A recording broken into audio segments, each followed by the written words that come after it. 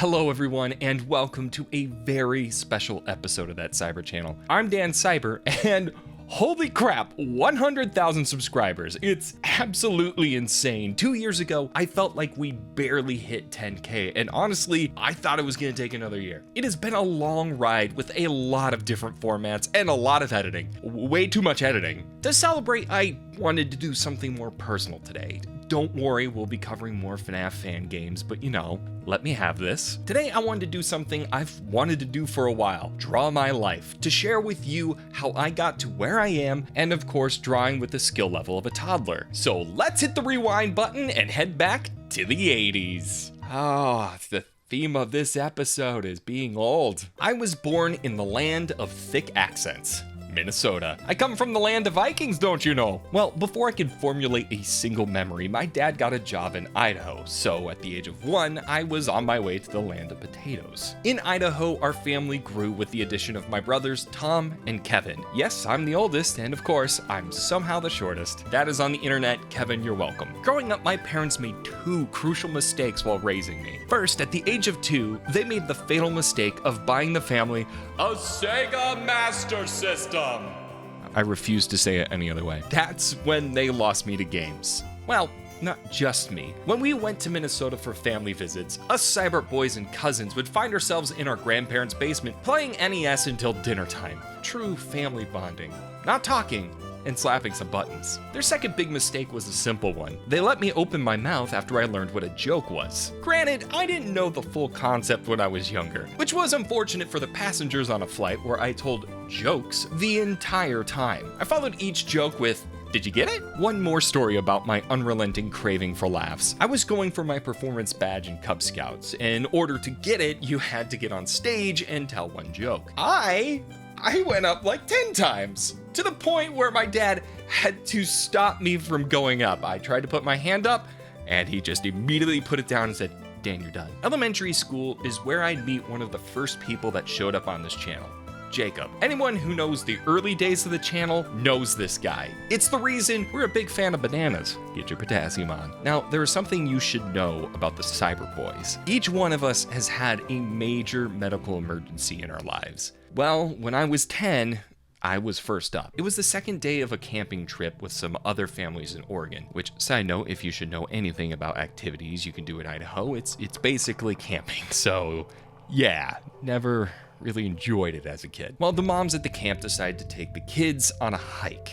At the trailhead was a giant hill of sand. So of course our dumb little children brains decided, we need to climb that. Well, I got there first, and it wasn't sand. Turns out it was a freshly burned down tree with red hot coals at the bottom of the pile. I was only in there for a second, but holy crap did it hurt. I suffered first, second, and third degree burns on my legs and left hand. I personally count myself so lucky. Dumb, but lucky. If you were to see me today, you could hardly tell that my legs and my hand were ever burned in the first place. But I do now have a fun sensitivity to heat, which they told me is something I'm gonna live with for the rest of my life. Recovery was about a week before I could really start moving around. But fortunately, I had missed to keep me busy and frustrated since the puzzles were just above my 10-year-old brain. Soon it was off to middle school. Not a terribly exciting part of my life, just an incredibly awkward kid who couldn't figure out basic social skills. I didn't have many friends, but I had really good close friends. And it was here that we met another early channel regular, Nick. I can't tell you how many sleepovers we had at his place, but I mean, he had a stocked fridge in his room and all the snacks were right outside his room, so of course we're gaming over there. High school was a turning point in a lot of ways. It started with my parents taking me from public school to private Catholic school. So I ended up having to start my high school career knowing basically one person. Fortunately, I made a good group of friends after months of being one of the most awkward nerds. Though, now that I mention it, I have been very terrible with keeping in contact with them. So, hi Peter, Katie, Brian, Kirby, Brittany, Amanda, Nick, Danny, Anna, Kayla, Jesse, Tom, and Sarah, which by the way, I need to see this freaking DVC collection you have because holy crap! Up until my junior year of high school, it really seemed like I was on the fast track to becoming a computer engineer. I really did enjoy programming, and I do use it from time to time in After Effects. Though our computer programming class was super easy since the teacher was learning one chapter ahead of us. We all would end up finishing our assignment 4 days in advance, and so I brought a Super Nintendo emulator to use on the computers when we were all done. But that Super Nintendo emulator ended up getting spread to every single computer at the school. So, whoops! It was all computer engineering until homecoming junior year. One of the activities of that week was a film festival. I decided to check it out since the other activities scheduled were lame. But the film festival, yeah, no, it was pretty bad too. I mean, what did you expect? It was a bunch of high school kids who didn't have YouTube. Yes, this was before YouTube. Now there's 12-year-olds using After Effects better than I am. So I decided, hey, I could do better than these films. Spoiler alert, no, I couldn't at the time. So I took my birthday money, bought a camera, and my friends and I started shooting real terrible parodies of SNL sketches. Just the concept alone of parodying a parody just didn't work. Now, you're probably thinking this was the start of my editing career, that I poured over Adobe and started cutting right away. The beginnings of the editor you see today. Nah, I gave that stuff to Nick. It actually wouldn't be until a 48-hour film festival my senior year when my editor at the time decided to make a fish swim backwards in our very serious dramatic film that I went, I gotta learn to edit. So I had Nick and my friend Ashley teach me how to edit the basics. First edit, an AMV of Naruto to 311's creatures. I know. Also, now reflecting back at this particular moment, does that mean Nick is the one that started my editing career? Oh no. I want to take a minute to shift gears to talking about something that maybe some of my younger audience might be going through right now. High school was a really lonely time for me. Sure, I had friends, but dating was hard. Sure, I went to a few dances with some girls, but I got friend zoned real hard, real fast. I was awkward, like super awkward. The guy you see now yelling at video games is not the guy I was back in high school. And there's probably a handful of you that are struggling with that kind of battle right now. I just wanted to take this moment to give you some advice. And even if you're not awkward or in high school, maybe you are in your ripe 30s like me, after the whole pandemic, it might be good advice still. You've got to work on you. When I was at the lowest point in high school, the one thing that ended up shifting everything was when I started working on myself. I started playing lacrosse, which ended up shredding pounds off me. I found filmmaking as a passion, and I pushed myself a bit more outside of my comfort zone. Plus, Halo 2 came out, and gaming started becoming more socially acceptable. Yeah, now that I think about it, there was a time where being a gamer was just not socially acceptable, and nerd culture's cool now, but when I was younger, not so much. Now, Minecrafters are making millions, so the heck happened? I became more confident in who I was, and I started being comfortable in my own skin, and you know what? It really helped. Late junior year, I had my first girlfriend. An amazing person. I hope she's doing well. All right, sappiness aside, it's college time, baby. So senior year, I told my parents the disappointing news that I wanted to go into film instead of engineering. They, of course, were worried. So did I go to film school? Fake laugh. No, I went to Gonzaga University for theater and because I wanted to join their big improv team. So at this point in time, you might be wondering, and yes, I am completely self-taught. I took one editing class and I basically ended up teaching part of it. I spent hours looking up After Effects tutorials and even spent a full week locking myself in a room just to learn it. Shout out to Video Copilot. You should definitely start there. It's one of the things I'm incredibly proud of, and it's kind of insane that I've gotten this far in the industry. Freshman year, I would meet another key person in my life. Michael, or as some of you guys might know him as, Zag, or King Leontes, or whatever his stupid Twitch name is now. It's a guessing game at this point. I still remember our first words to each other. Hey. Then immediate silence and unpacking. I would also meet some more of my closest friends in life, Katie, Oscar, Ashley, and Sam, who now is helping me research and write on the channel. It's great to be working with her again after 12 years? Why does age? Why does age? But something else came into the spotlight. Something that at the time I really didn't think too much of. YouTube. Of course, as a bunch of improv nerds, we were making small films, but now we had a place to embarrass ourselves. I wouldn't have done much with it though if it weren't for the college campus and YouTube legends, Barats and Beretta. Seriously, if you don't know them, you're missing out on peak YouTube. Look them up. Then go check out the Valley folk. Support the team, guys. In all seriousness, I would not be where I am today if it weren't for those two leading the way. Luke even helped me get my first job in LA when I moved down. More on that disaster later. But it wasn't long until my life had a few more twists for me.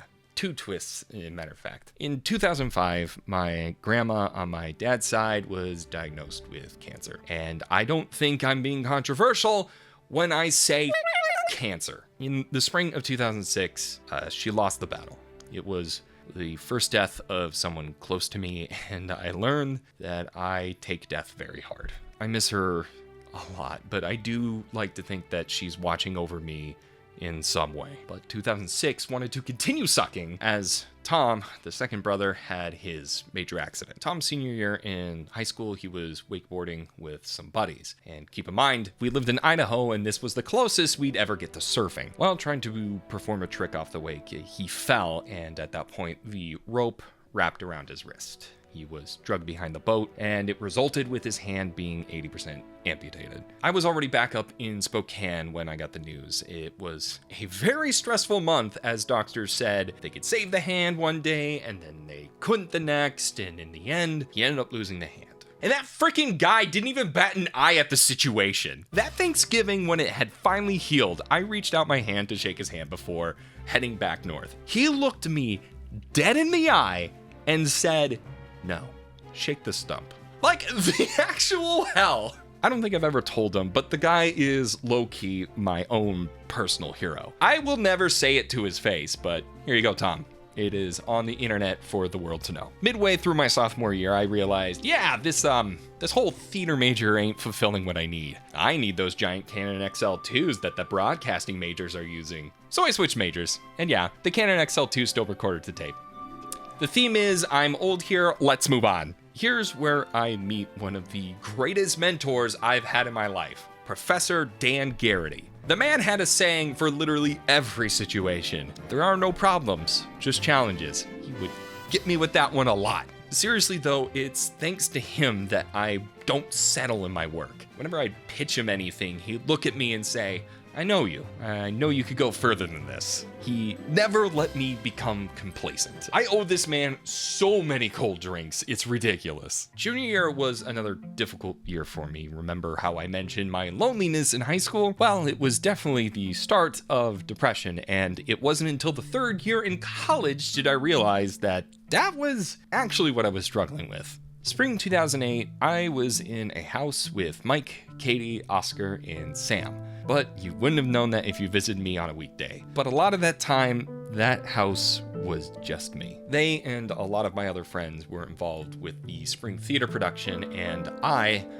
was not. So many nights, I would come back to an empty house for hours on end. I personally started to feel pretty detached from everything. But fortunately, though they weren't there, they were very supportive when I talked to them about it. I mean, knowing me, I'm sure it was a very dramatic reveal because I can't just do something normally. Nah, that's not the Dan way. Still, that summer, I, again, focused on me. We did summer improv workshops with some of my friends to improve our skills, and I just started liking myself again. Well, a year later, I was finally done with college, which, as a side note, I feel like one of the rare YouTubers that actually went and finished their degree. I began freelance work at a local production company I interned for.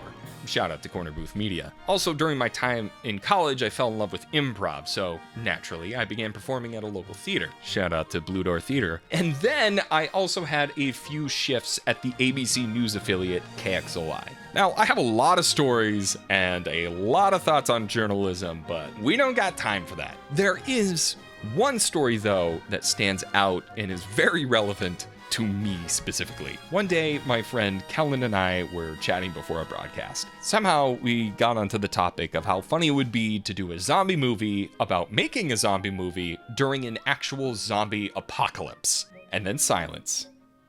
We gotta make this movie. So we got to work. We put together a small trailer and started trying to get local businesses to support us. The founder of Corner Booth Media, Frank Sabota, helped us with it. So grateful for him. My roommate at the time, Skoog, penned the script. Miss you, buddy. And our friend Rob took on the editing. And I miss you too, dude. And then the four of us were all producers on the film. I personally took on the role of director, and it was our first major production, and I was way over my head. It was one of the few times where film school would have been a better idea. I treated the whole thing like the YouTube sketches we had been doing, and that works when you have like 4 people, but not 25 to 50 people on set. I didn't plan things correctly at all, and I wasted a lot of people's time. And I am so sorry, Brandon, which is another face you've probably seen early on the channel and probably recently on a stream. But the thing is, we did it. We managed to shoot and edit all in the month of October on every other weekend. And this was completely only possible thanks to Krista Hart. Oh my God, I miss you, and you are still a champion. Was it a professional production? Absolutely not. Did we edit all the way until an hour before the premiere? Maybe. Do I think it was an incredible learning experience to stumble and fall through? Absolutely. And I wouldn't change it for the world. That's not true. I would have went back and fixed call times. There was still more adventure to be had, though, in Spokane. Another company that I did work for was called People to People, and they sent myself and a photographer, Taylor, around the East Coast and Midwest in a 1964 Volkswagen bus. You haven't experienced driving until you have driven one of those moving death traps. But man, I miss that bus. It was so great. I will say though, in retrospect, I was tasked with doing so many freaking things. We had to be talent, interviewers, videographers, ambassadors, audio techs, bus drivers, and I had to attempt to edit all of that on the bus when I get motion sickness. It was a lot, and yeah, I burned out on that project hard. But the experiences were still great. But I think the coolest experience I had while working freelance was working a gig that took a videographer from Corner Booth, Tyler, and I to Ecuador and the Galapagos Islands. If you get a chance to travel outside your country, do it. Learning about other cultures and countries is so vastly underappreciated and necessary. I have a lot of stories from that trip, but one of the greatest experiences of my life was on the beach of the Galapagos Islands. Just for the record, what we did was basically impossible for any normal tourist to go on. We just happened to be with Discovery Student Adventures that we got to do this. It was the middle of the night. The moon was bright and the light pollution was basically nothing. And I was able to see everything. I'm getting goosebumps telling this story again. I saw every star in the sky. I saw the vast ocean spreading across the horizon. I even saw every shark in the small bay we were on, which admittedly was kind of terrifying. But it's a moment when you realize just how small we are compared to everything. And not in a bad way, just a chance to realize how significant your small existence is to be part of this large tapestry of the universe. Yeah, I know, poetic, super pretentious, but it's so hard to describe the experience. If you want a more casual explanation, I got to see all space and it blew my mind. In 2012, my girlfriend at the time and I decided to move to LA. It was time to take a chance. I was not gonna throw away my shot. I'm sorry. I just needed to get one Hamilton reference in here. So we packed up our place and we moved down with a friend of ours, F. Tyler. Now, here's some solid financial advice. Be better than me. I moved down with absolutely no savings. I had no monetary safety net, so it was do or die immediately. That's when Mr. Baratz himself would save the day when he was working with a YouTube channel that needed an editor. Great! I'm one of those. Just what YouTube channel was looking for? We're right. Yeah. So let's unpack this mess. I'm not sure how many of you are familiar with the Fine Brothers, or FBE, and the past and recent controversies that essentially killed the entire channel. Trust me, I could do a whole video on this. I know I tease that a lot. I just don't know if I'm ready to go down that rabbit hole. Maybe when I slide into the commentary community, maybe it could be my chance to work with The Right Opinion, who Tangent has some great editors working on his channel. My career started with optimism, and honestly shocked that YouTube could be a career. It was still in those very early stages. I probably should have known there was a problem when my trainer trained me for 4 days, quit, and told me this job will make you depressed. That is a legit true story, and I should have heeded that warning. Now, before I go into this, I just want to say that it wasn't a completely horrible time. I made some of my closest LA friends there. Justin, Alyssa S., Alex Wex, Julie, Mark, Rachel, Luke, Kelsey, Leah, and so many more, and I can't wait to see these people when this freaking pandemic ends. And it is worth noting that I did learn a lot about YouTube and how it works while I was there. I mean, not as much as I'm learning now at theory, but not important. When I joined, I felt like there was so much potential. I was told of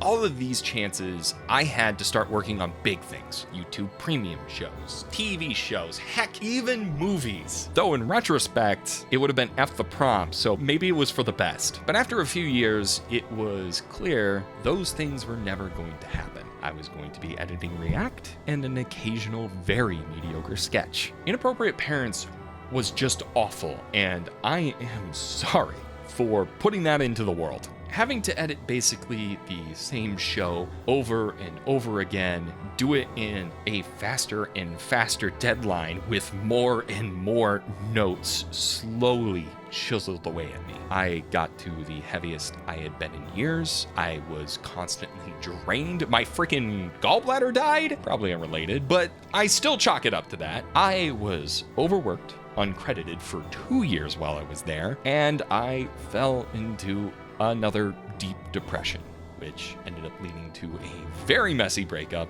and that's just the cliff notes. And of course, remember that whole thing with the Cybert boys? Well, Kevin was up next, and he was diagnosed with a brain tumor. I think every powerful being in the universe that it ended up being benign, but the day of the surgery was awful. I warned work I wasn't going to be at my best. I was worried. I was checking my phone all day because I just didn't hear things for like 6 hours. The doctors were confident, but you're messing with the brain, so you never know. So yeah, instead, I got a talking to for not being productive enough. So I think you get it. Things were rough, but there were some saving graces to this period of time, like the start of this very channel in 2013. When my job didn't satisfy my creative wants, I decided to take it into my own hands, and of course, that's how we got to where we are today. But when I think about two people that acted as major catalysts in my life, Greg Alba and MatPat. Not who you expected, right? Well, let's play these out. My friend Lauren Gaw introduced me to Greg Alba when I was only at like 100 subscribers. After our first collab, he invited me to come back. That next time I showed up, I met probably the most important individual in this entire story, Alyssa Be Crazy, and as you on the stream might know her as, Hype Wife. We hit it off right away and were quick friends. Even during this time as we were friends, she was such a rock to my plummeting sanity. And of course, as you should expect, we eventually ended up dating. All thanks to this frickin' guy. Love you, Greg. He knew what he was doing, and you cannot convince me otherwise. Alyssa and I would move in together after about 6 months. Then I met yet another very important person in my life, Jerica. I met her in non-cheap form, for the record, when Alyssa had Evan over for a collab, and she came as well. Us being two awkward beans kind of stood in silence until I said, "You want to play Squid Kids?" And she replied, yes. When they came downstairs after collaborating, Jerica and I were dancing around singing "I'm a Kid, I'm a Squid," and now she is one of my best friends and has the unfortunate task of looking through my footage. Except for this one, because I'm doing this footage because she just moved like 5 minutes away from us. Let's rewind a little bit. The place YouTube Space LA. The Fine Brothers were celebrating 10 million subscribers. I was sticking to the usual group of people until I managed to bump into Mr. Matt Pat himself. I had just recently started getting into game theory at the time, and I just wanted to say, hey, I liked what he was doing. That ended up to us basically talking video games and movies for most of the party. We were quick gamers in arms, though I have to admit here that the subscriber count may have made me a bit more awkward than usual, but obviously things went well enough and I am significantly less awkward. Nah, it's not true. That's not even close. In 2017, I finally left the Fines to join a short run on TGN Squadron. It was a short time, but they were a fantastic group. And of course, a shout out to Starby, Kyberries, Warak, Above Average Adam, and Pally. The thing was, TGN really didn't pay LA wages. So I hit up Matt. We grabbed some sushi and kata. There, I told him I had just left the Fines and was now freelance if he ever needed some help. He said, I can keep you busy. And nothing truer has ever been said. In April, I started working on Team Theorist, and to this day, it is one of the most rewarding jobs I've ever had. 2017 was also the year I met 3 of my good YouTube friends, AJ, Bob, and MDB. AJ literally just DM'd me one day to tell me he liked a Doom video I worked on. Next thing I knew, we became the Cute Boys. We chose that name specifically because it bugged the heck out of MDB. But that wasn't the only big thing in 2017. Holy crap, this year had a lot going on. October 5th, I spent longer than I should have had for the beach to clear so I could propose to Alyssa. Her answer was, are you kidding me right now? Followed by a yes. She said yes. I have never been more nervous, but I was never more excited after she said yes. I then surprised her by taking her to the place we had our first date, and I had all of our friends there to surprise her.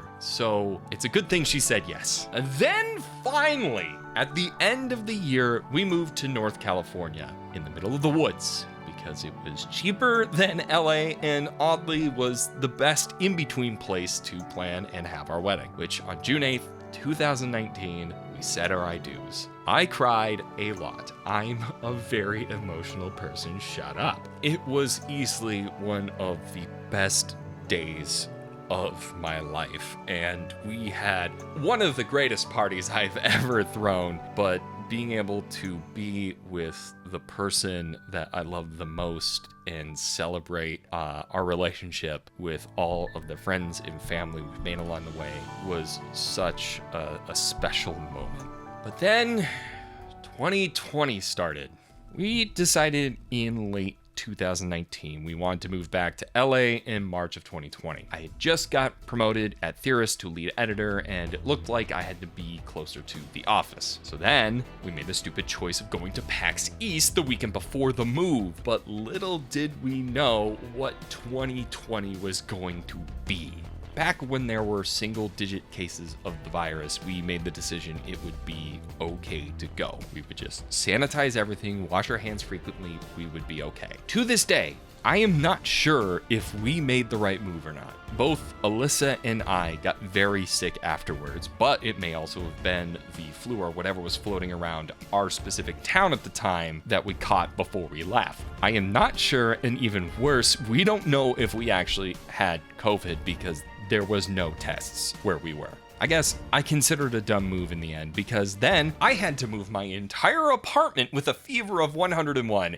It was terrible. But like so many people in 2020, I lost 2 very important people to me. My grandparents on my mom's side, who we had affectionately called Amo and Bappa. Bappa died at the age of 99 to natural causes. Amo at the age of 95 to COVID. It was hard not being able to be with my family during this, but I'm just grateful that we're getting together this summer to celebrate their lives and, well, to finally be able to mourn together. But 2020 did have a bright side. Again, as it seems every time I need someone in my life, we got to know yet another piece of the Cybert channel Triforce, Bridget. We've known each other for a little bit before, but over 2020, we went from just a casual friendship to, according to our zodiac signs, an epic friendship. Seriously, it just says we're epic. And I know I sound like a broken record, but over quarantine, Bridget also became another one of my closest friends. Which leads us to now, here in 2021, with finally reaching a goal I thought I would have burned out before I could achieve it. It feels like such a long journey, but I am so grateful to finally be here. I've seen a few other Draw My Life videos, and I know this definitely included a lot more people and characters than others, but that wasn't unplanned. If there's anything I want you to take away from this video, is that I have had so many people help me get to this point. And don't think I don't know the value of the hours and hours of time I put into my work. Trust me, I know. But the reason that I keep pushing my work forward and improving is because of all of these fantastic people in my life. And heck, I didn't even get to talk about everyone like Angelo, Jacob M, Aaron, Kyle, Nicole, Yossi, Brianna White, David, Michael Glatzmeyer, Andrew, Beefy G, E, Fringe, Scootish, The Game Salmon, Jay, Golden Bull, Blade Blur, Frank, Josh, Ann, Kevin, Jake F, Jake Sanders, Nick B, Jonathan, Sydney, Steph, Nicole B, and so many more that I would literally be listing names for a solid 3 minutes. It's something I tend to forget. I am not in this alone. When I sit and I'm just editing all day, I tend to get tunnel vision. This is my story, yes, but it's also a story about how the people in my life helped create a world where I can do my thing. How 4 of the most kick-ass, amazing women helped me out on the channel. But also, there is one more person I need to thank. And actually, it's 100,000 of you. So, thank you. Thank you to those dedicated fans that watch all the videos I post, those that check out the fun experimental videos as well as the fan game classics. Every time you watch, you're helping me do something I'm very passionate about. And hopefully in return, I can make you laugh and relax at the end of a hard day. Thank you all so much for 100K subscribers. It's now on to the mythical 1 million subs. And man, that is intimidating. Who knows if we'll reach it, but I am excited to charge forward towards it. And until next time, Cybert out.